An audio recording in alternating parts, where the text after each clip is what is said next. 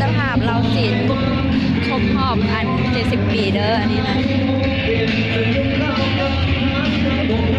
ซึ่งอันนี้เป็นเมนูอาหารต่างๆ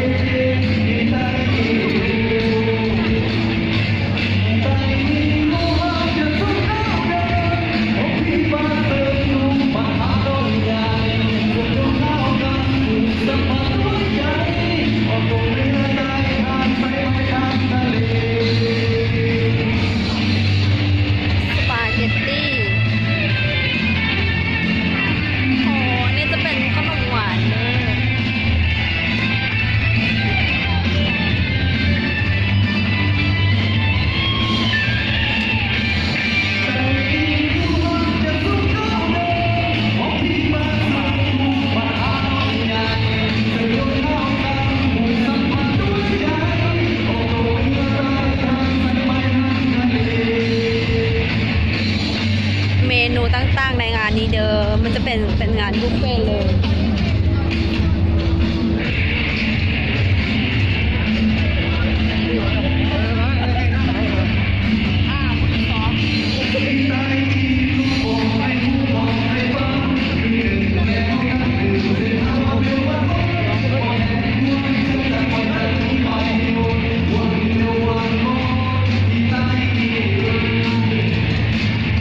มาฮอตโต้อาหารคือก่อนเลยจานเนี่ยเอาวิใส่มาจานเนี่ยเอาวิใส่มาซองอันนั้นเหรอ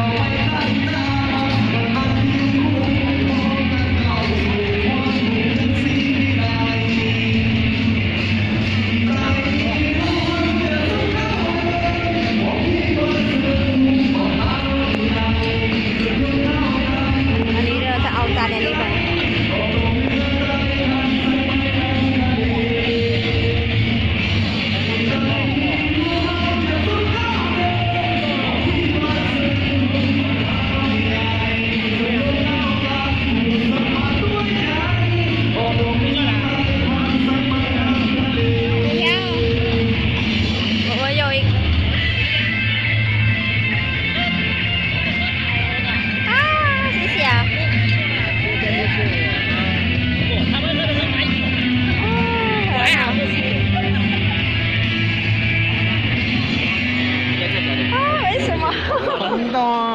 好吃啊！哦，来个吉多利。